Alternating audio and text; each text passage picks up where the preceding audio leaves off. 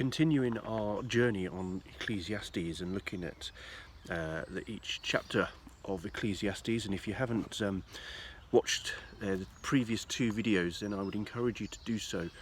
Just looking at sort of an overview of Ecclesiastes and where it comes from in terms of Solomon, and then we've looked at Ecclesiastes 1. So today we're going to look at Ecclesiastes 2. And Ecclesiastes 2 says this, and I'm reading from the New King James Version. I said in my heart, come now, I will test you with my mirth, therefore enjoy pleasure. But surely this also was vanity. I said of laughter madness, and of mirth what does it accomplish?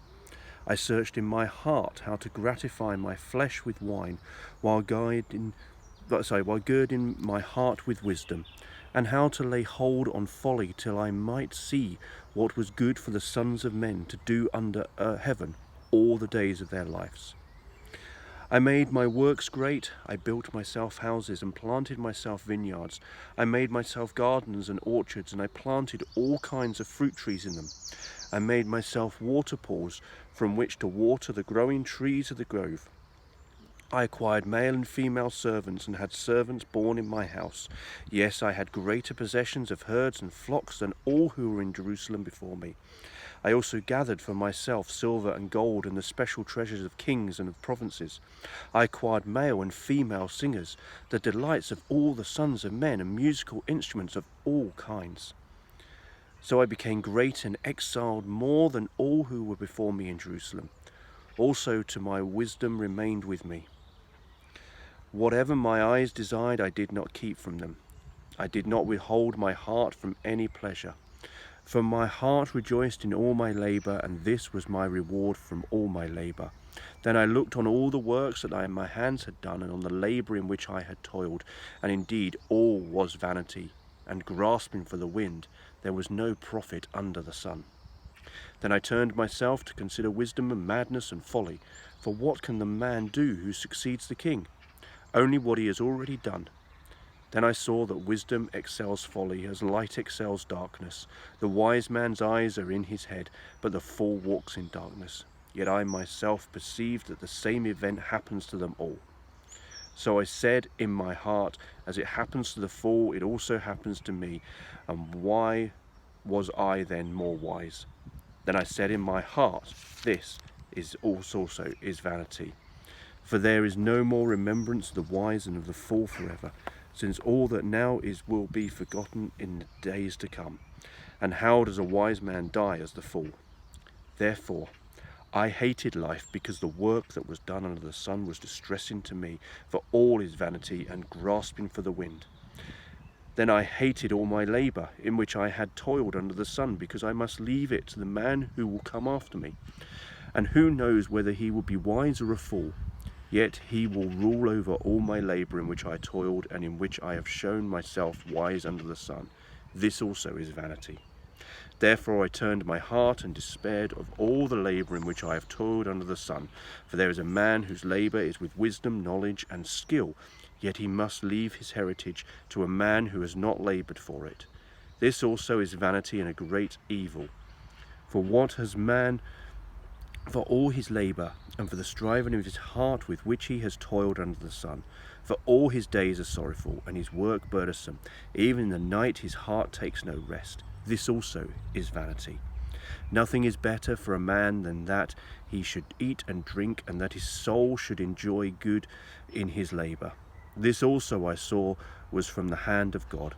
For who can eat, or who can have enjoyment more than I? For God gives wisdom and knowledge and joy to a man who is good in his sight, but to the sinner he gives the work of gathering and collecting, that he may give to him who is good before God.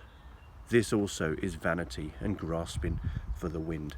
Now, we've said before that we're not going to look in detail, but I'm just going to pick out a few points. And Ecclesiastes 2 is a longish chapter, as we've just gathered in terms of reading it. But a few things that really sort of jumped out to me in terms of where we are at the moment with the virus and everything in the way that the world is at the moment.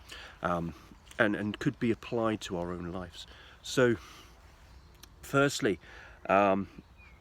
Solomon writes, and he says in my heart, "Come now, I will test you." Now, it's an interesting one, that how many times do we have a heart that wants to test God? We test God. We say, "God, if you do this for me, I will do this. If you do this for me, I will do this for you." And sometimes we may not speak those words, but we feel those words. We feel that. And just recently as well, I've had this conversation with somebody who has said, that they've done something and they've said, "So where's my reward? Where's my reward?" And that's coming out of the wrong heart to be doing these things. We do things for God because that's what we are to do. That's our worship to Him. We are to worship God, and we are to do things out of a heart of worship because we want to, because we love Him. So we should never test God, and there are many scriptures that say the same thing: never test the Lord your God. And Jesus says the same thing to Satan in the temptations. But similarly, in this passage there is an element of trying to live a double life. How many times do we do one thing that is on the outside, but yet when we're behind closed doors we do something else? And the world is really full of this. Now, God sees everything. God sees everything in the quiet behind the closed door, and He sees everything that's out in the open, and He sees everything in our heart as well. And in this time, in this season where we are have been so much more locked down and in our own homes, what has been happening within our own homes, and what have we been speaking out?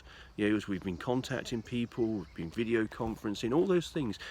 What have we been speaking out to people that we're saying, "Oh yeah, we're doing this and we're doing that," but actually, what is the truth that's been happening within our own homes and within our own lives as well? We can do things and we can say things that we are doing, but yet it means nothing, and on the inside it means nothing. And that's a challenge. That's a real challenge.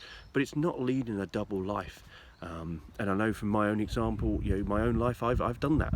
I've led a double life once before. It's easy to slip into. It really is easy, because you think, "Oh no one will see this." But I tell you what, God sees, and one day that will come back round. So really, really plead that if there's anything in your life that you think, "Actually, I'm not speaking this out, I'm not saying the truth to people, or I'm bending the truth a little bit," confess it. Confess it. Confess it to God first of all. Speak the words out and confess it to God. It's important we don't lead a double life. And then, just to round up, Solomon finishes off by writing about labour and everything, and passing things on. And he talks about the fact of passing things on to foolish people. We don't know what you're passing on, etc. But you put all the hard work in. How many times can we be thinking about that? How many times do we think about, we put in all the hard work and we hand things over, and either we don't know what we're handing over to, or we just see that these things that we hand over go in a different direction or even collapse. And again, in my own life, I've seen this. I've seen things collapse. I've seen things go in a different direction. I thought, "Whoa, that's not where I would have taken it." But the key thing within this is, if we hold on to things and don't pass things over, then we become miserable. But at the same time, as we hand things over, we need to let go of those things. We can't keep those things for us. We can't hand something over and then sort of go, "Oh no, I want it back, I want it back, I want it back, or just want to keep this little bit." No. You need to hand things over. We need to give over things. And again, that can be really tough, especially when they're things that have been born of us. We've set things up, or we've nurtured things along. And a great example of this is children. When children come to a certain age, you hand them over, you let them get on with their lives, and that you watch and you go, "That's not how I would do it." And there's a time when people need to run the race for themselves. They need to walk life for themselves. So we need to let go. We need to come to a position where we let go of these things, because it's only going to bring hurt and sorrow within ourselves. Bless you. I know a lot to think about again. as we look at Ecclesiastes, but I really pray that it's a blessing to you, that it encourages you, that it just gives you little triggers to think about and to pray through. But ultimately today, testing God. Don't test God. Don't question Him in terms of giving out and receiving back. Don't live a double life and hand things over completely. Don't keep hold of things. Bless you, and catch up soon.